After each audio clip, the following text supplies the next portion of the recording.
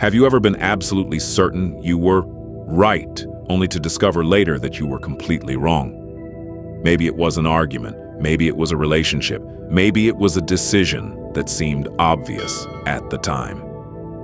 The strange thing is, most bad decisions aren't made because people lack information. They happen because people become convinced they already have the right answer.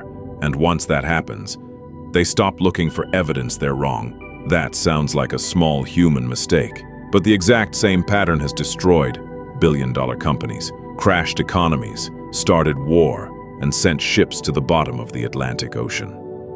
In 1912, people believed the Titanic represented the future itself. It was the largest moving object humanity had ever built, a symbol of progress, a symbol of engineering, a symbol of human confidence. Many believed it was practically unsinkable, and that's exactly what made it dangerous. Because confidence has a strange habit. The more certain we become, the less likely we are to question ourselves. But the Titanic wasn't the only example. Kodak invented the digital camera and then ignored it. Blockbuster had the opportunity to buy Netflix. They declined. Different industries, different people, different decades, the same mistake. These weren't failures of intelligence.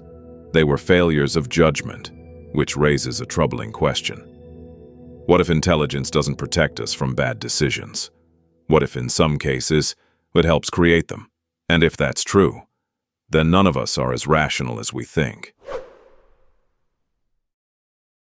To understand why smart people make terrible decisions, we need to go back to a cold night in the North Atlantic. April 14th, 1912. The Titanic was 4 days into its maiden voyage. More than 2,000 people were on board. Passengers dined in luxury. Children played on deck. The ship moved steadily west toward New York, and for most people on board, it felt like an ordinary evening. But that's the strange thing about disasters. They rarely announce themselves. They usually begin on days that feel completely normal. Think about the biggest mistake you've ever made. It probably didn't feel like a mistake while you were making it. And on the Titanic, nothing felt wrong. The ocean was calm. The sky was clear. The engines continued to hum beneath the decks. Everything appeared to be working exactly as intended. Yet hundreds of miles away, other ships were sending warnings. Ice reported ahead. Large ice fields. Dangerous conditions. Message after message arrived throughout the day. Today, those warnings seem impossible to ignore. But remember, we're looking backward. The people on the Titanic were looking forward. And forward is always harder. One warning arrives. Nothing happens. Another warning arrives. Still nothing happens. The ship keeps moving. Passengers keep laughing. Dinner is served. Music continues to play. The world keeps telling you that everything is fine. And when everything appears fine, warnings begin to lose their power. By late evening, Titanic was still moving through iceberg territory at nearly full speed. Not because the crew couldn't see danger, not because they were reckless, but because every passing hour without a problem seemed to confirm that the decisions being made were the right ones. That's what makes this story so uncomfortable, because we've all experienced that feeling. The feeling that things are probably okay, the feeling that one more day won't matter, the feeling that a warning can wait until tomorrow, and sometimes tomorrow never comes. At 11:40 p.m., Lookout spotted something directly ahead, an iceberg. Less than a minute later, the future of the Titanic changed forever. But the most important part of this story isn't what happened after the iceberg appeared. It's what happened before. Because the collision wasn't the beginning of the disaster. It was the moment the disaster became impossible to ignore. Collision wasn't the beginning of the disaster. It raises a much more uncomfortable question. Why didn't anyone stop it? The answer isn't a lack of intelligence, and it isn't a lack of information. It's something far more human. The human brain doesn't like uncertainty. It prefers a story about what's happening, a story about what's likely to happen next. And once that story takes hold, we start looking for evidence that supports it. Imagine you're waiting for an important phone call. If you're expecting good news, every vibration in your pocket suddenly feels important. If you're expecting bad news, the exact same thing happens. The event hasn't changed. Only your expectation has. And expectations are powerful because they don't just influence what we think. They influence what we notice. Think about the last argument you had. At some point, the goal probably stopped being finding the truth and started becoming proving your point. We've all done it. Some of us have probably done it today. That's not a character flaw. It's human nature. We naturally pay more attention to information that supports what we already believe. And we pay less attention to information that challenges it.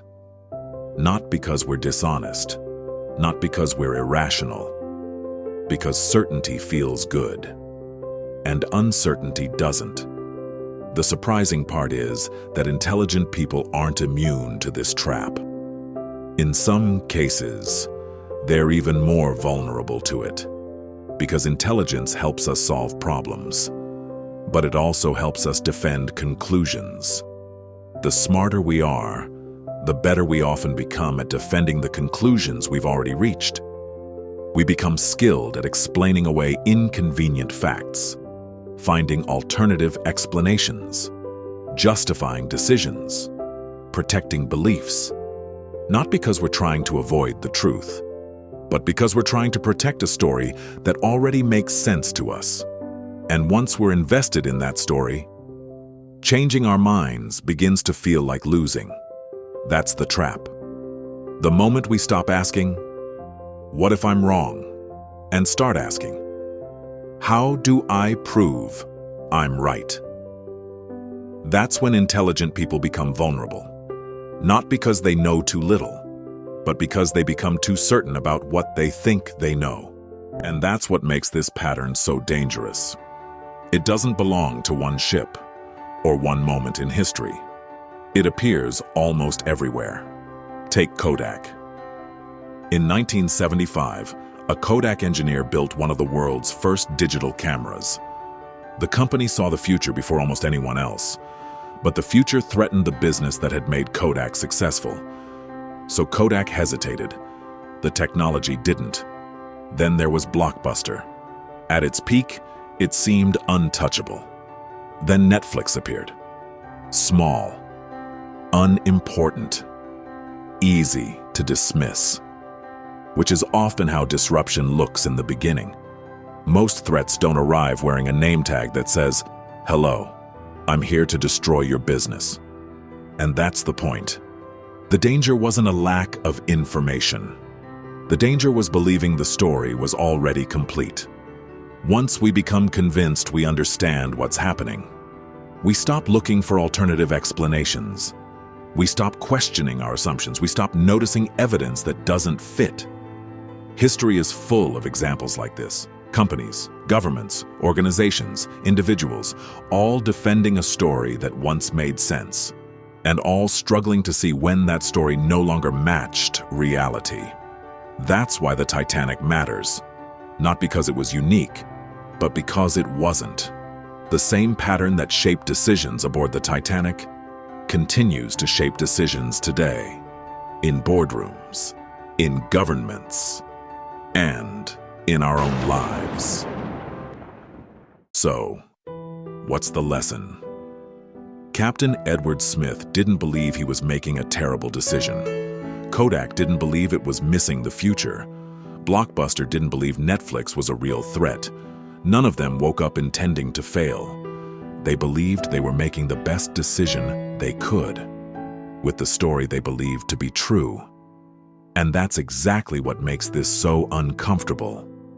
Because we're no different. Right now, every one of us believes something with complete confidence about our work, our relationships, our future, our decisions.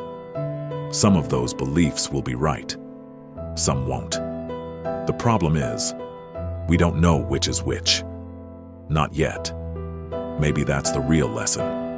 The greatest danger isn't being wrong. The greatest danger is becoming so certain that we stop looking for reasons we could be wrong. Because the next costly mistake in your life probably won't announce itself. It won't feel reckless. It won't feel obviously dangerous. It will feel reasonable. It will feel familiar. It will feel exactly like the right decision, just like it did for the people aboard the Titanic. So before you leave this video, ask yourself one question.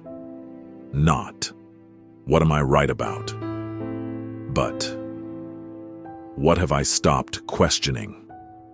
Because history suggests that's where the next iceberg usually is.